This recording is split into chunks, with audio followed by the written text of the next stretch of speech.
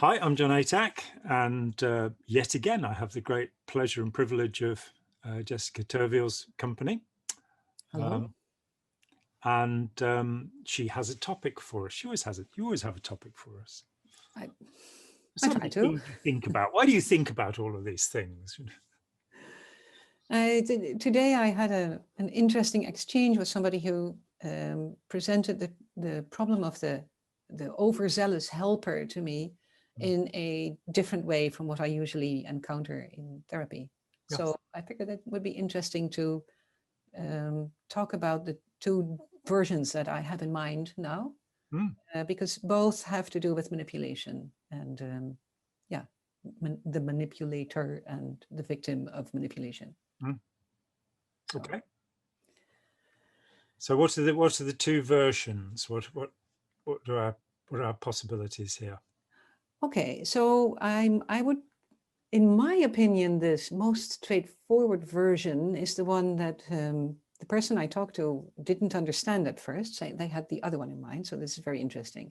But I'll start with the one that I'm very familiar with, and that is the nervous person.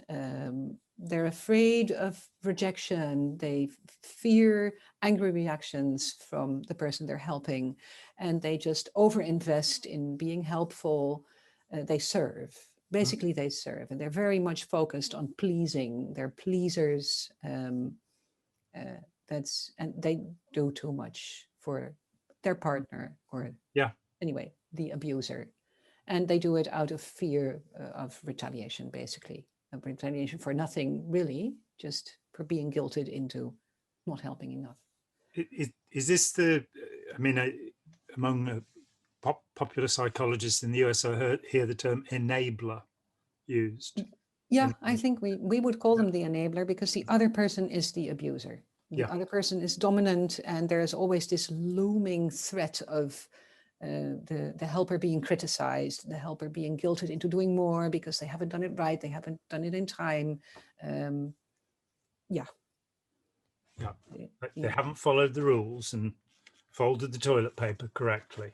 yeah.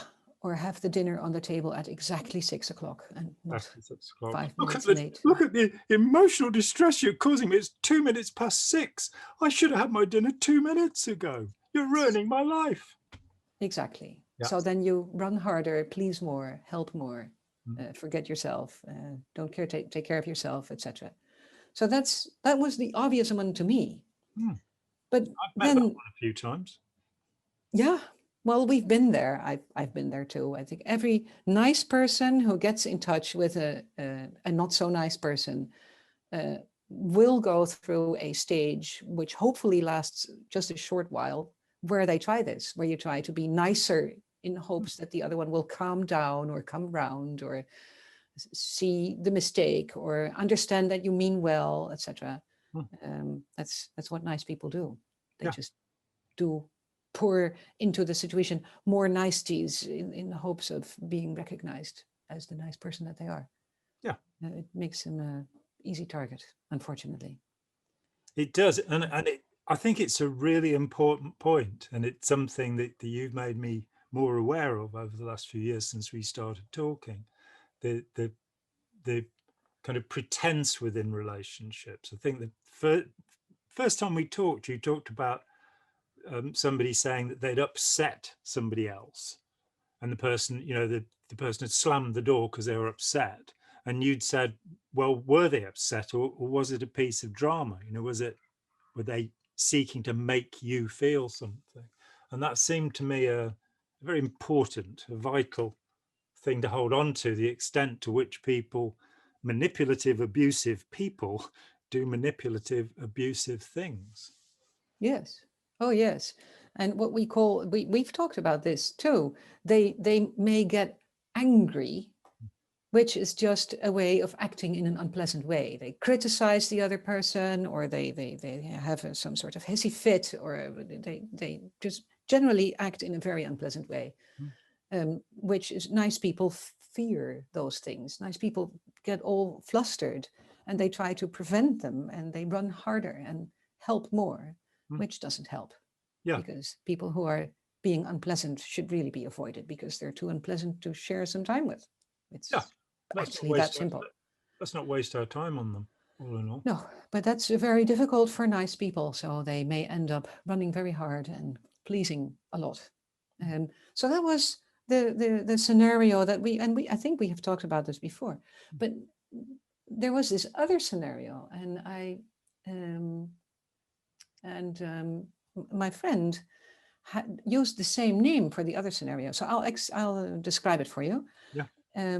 He said, well, yeah, it's he calls it the in-laws scenario, which I find rather amusing because yeah, it's already dawning, isn't it? So that's the meddler scenario.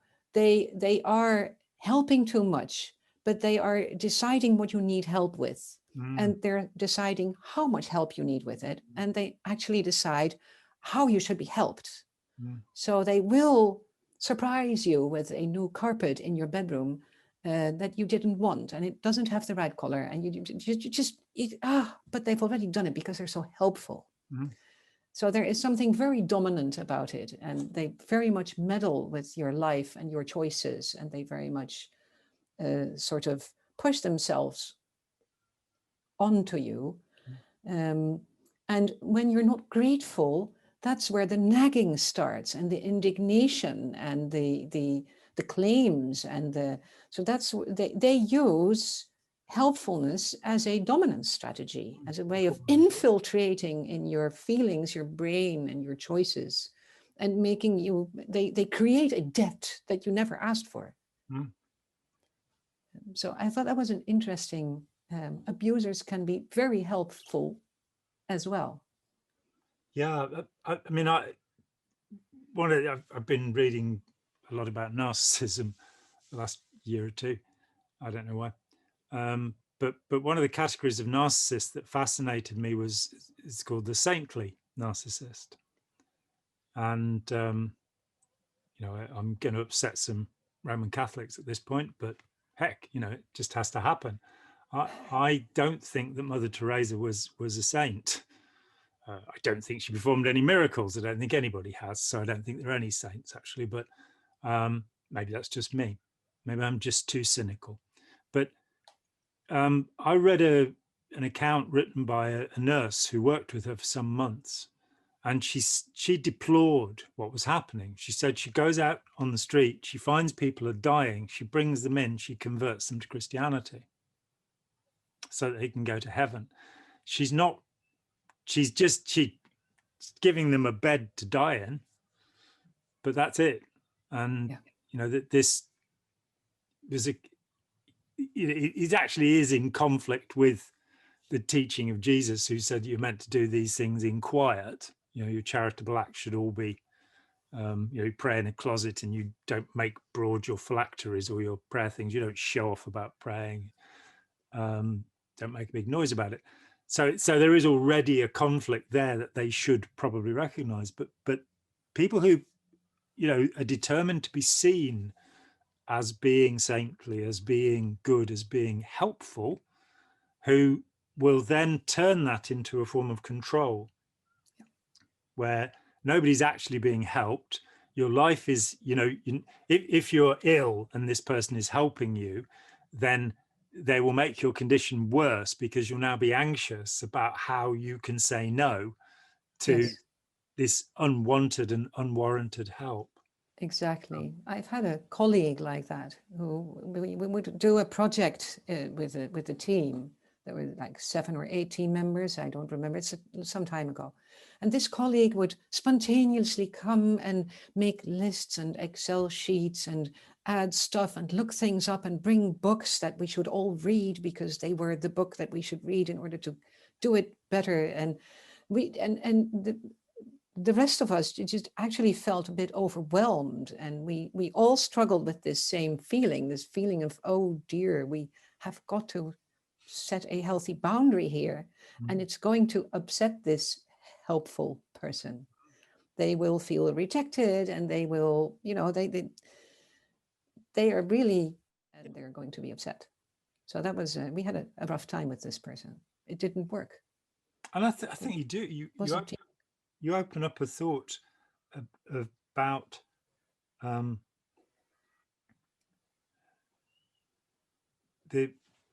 exactly those boundaries, that we want other people to be happy.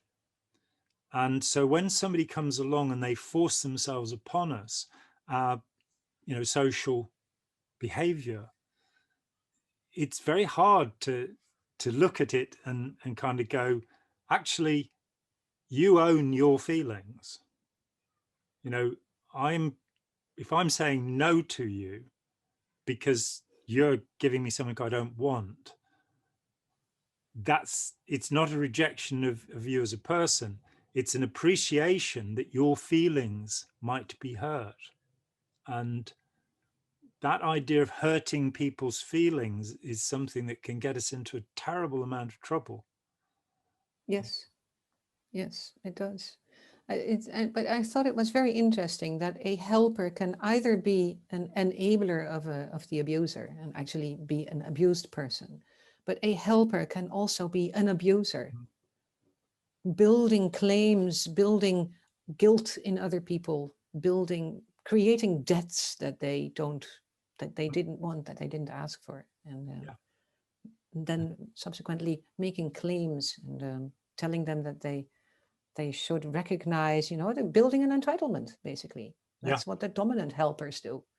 Yeah. They claim a lot of territory that doesn't belong to them. And it's very hard to have a good defense against them. Yeah. That's really hard because they're dominant and helpful. It's a very clever strategy, but most of them don't know that it's a strategy. They're not aware. They just feel good about themselves, but they're a nice person. They're being nice. They're helpful. Yeah, I mean, just say no. Self-knowledge is not something that we find in such people. That exactly, they're narcissistic in their self-perception. That they believe that they're doing the good thing and the right thing. They probably don't quite understand why it is that they don't feel happy about that, because happiness is not not a characteristic of people who are narcissistic. Let's put it that way around. In my experience, I think it's a very interesting point. It's a very interesting point. Do you want to say more about that, or shall we? No, I don't know. No, we can totally move on. Thank you for those points. And I'm John Atack. This is my guest, Jessica Terwiel. Always a pleasure.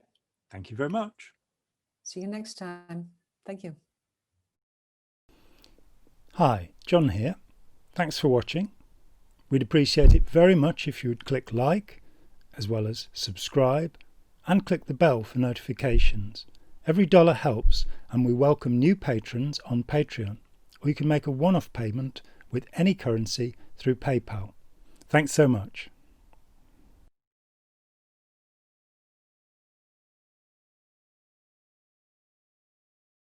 I should have had my dinner 2 minutes ago.